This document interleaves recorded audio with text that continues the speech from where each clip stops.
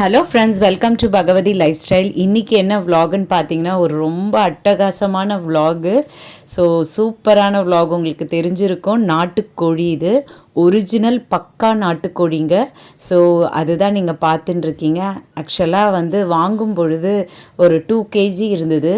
So இது cut பண்ணி எடுக்கக்குள்ளே இது வந்து ஒரு 1.5 kg தான் இருக்குது.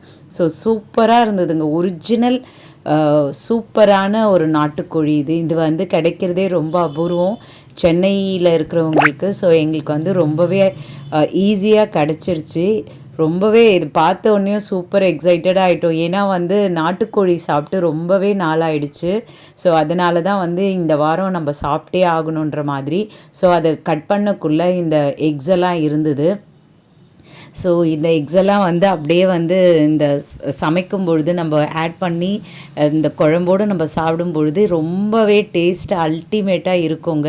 ஸோ இதுதான் அந்த மசாலா என்னென்னா, காஞ்ச மிளகாய், ஒரு பத்த தேங்காய், அப்புறம் மிளகு, சீரகம், இஞ்சி, பூண்டு, கொஞ்சோண்டு மஞ்சத்தூள், அதை போட்டு வந்து நம்ம அரைச்சிக்கணும். விழுதாக அரைச்சி நல்லா சூப்பராக பேஸ்ட் மாதிரி நல்லா அரைச்சிக்கணும். நான் வந்து ஒரு 7-8 வெங்காயம் எடுத்துக்கிட்டேன். அதுக்கு அடுத்தது ஒரு 5 தக்காளி நான் எடுத்திருக்கேன். ஸோ அந்த தக்காளியுமே நல்லா பியூரி மாதிரி வந்து நம்ம அரைச்சிடணும். நல்லா பேஸ்ட் மாதிரி அரைச்சாதான் நம்மளுக்கு வந்து குழம்பு வந்து நல்ல ஒரு திக்கான கன்சிஸ்டன்சியில் நம்மளுக்கு கிடைக்கும். ஸோ அதனால தான் நான் வந்து தக்காளியை வந்து அரைச்சிக்கிட்டேன். இந்த விழுதியும் நல்லா நைஸாக அரைச்சிக்கணும். ஸோ வெங்காயம் வந்து நீல வாக்கிலே நான் கட் பண்ணேன். அப்போ தான் வந்து டேஸ்ட் இன்னும் கூட கிடைக்கும் நமக்கு. ஸோ கொத்தமல்லி, கறிவேப்பிலை, ஒரு கைப்பிடி கொத்தமல்லி, ஒரு கைப்பிடி கறிவேப்பிலை நம்ம வச்சுக்கணும்.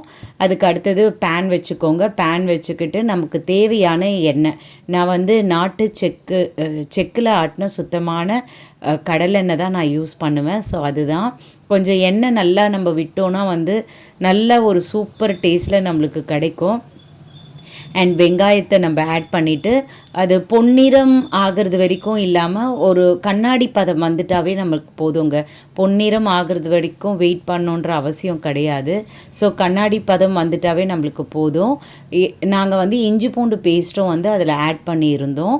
ஸோ அது பொரிஞ்ச வாட்டி நம்மளுக்கு நம்ம அரைச்சி வச்சு இந்த விழுதியும் அண்டு தக்காளியோடைய பேஸ்ட்டையும் அதையும் சேர்த்து நம்ம எல்லாத்தையும் அதில் ஒன்றா சேர்த்துடணும். சேர்த்துட்டு நல்லா அந்த எண்ணெய் பிரிஞ்சு மேலே வர்றது வரைக்கும் நம்ம வந்து நல்லா அதை கிளறி விட்டுட்டே இருக்கணும்.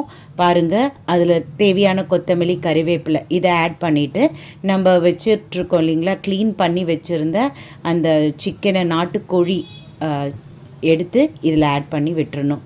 சூப்பராக இருக்குங்க. Ultimate taste. நாட்டுக்கோழி நம்ம சமைக்கிறோன்னா அந்த தெருமுழுக்க ஒரு வாசம் வந்து எல்லாரையும் சூப்பராக இழுக்கும். அந்த அளவுக்கு சூப்பராக இருக்கும். குக்கரே பத்தவே இல்லை, அந்த அளவுக்கு நிரம்பிடுச்சு. சரி, ஃபுல்லாக வழிஞ்சிடும், மெஸ்ஸி ஆக்கிடும், எல்லாமே நம்ம மசாலாலாம் கீழே விழுந்துரும்னு நினச்சேன். பட் அது மாதிரி எதுவுமே ஆகாமல் சூப்பராக இருந்தது. அப்புறமா வந்து நல்லா பொரிஞ்ச வாட்டி நம்ம லாக் போட்டுட்டு ஓப்பன் பண்ணி பார்த்தோன்னா வாவுன்றப்பா எப்படி இருந்ததுங்க, வேறு லெவலில் இருந்ததுங்க. அல்டிமேட் டேஸ்ட்டுங்க. ரொம்ப டெலிஷியஸாக இருந்தது. ஸோ சாதத்தில் வந்து நம்ம போட்டு சாப்பிட்டோன்னா சூப்பராக இருக்குங்க. என்னோடய சேனல் உங்களுக்கு பிடிச்சிருந்தா சப்ஸ்கிரைப் பண்ணுங்கள், லைக் பண்ணுங்கள், ஷேர் பண்ணுங்கள் அண்ட் கமெண்ட் பண்ணுங்கள். உங்களோட ஒவ்வொரு சப்ஸ்கிரைபும் லைக்கும் எனக்கு ரொம்ப முக்கியம். இவ்வளோ நேரம் இந்த வீடியோ பொறுமையாக பார்த்ததுக்கு ரொம்ப தேங்க்ஸ்.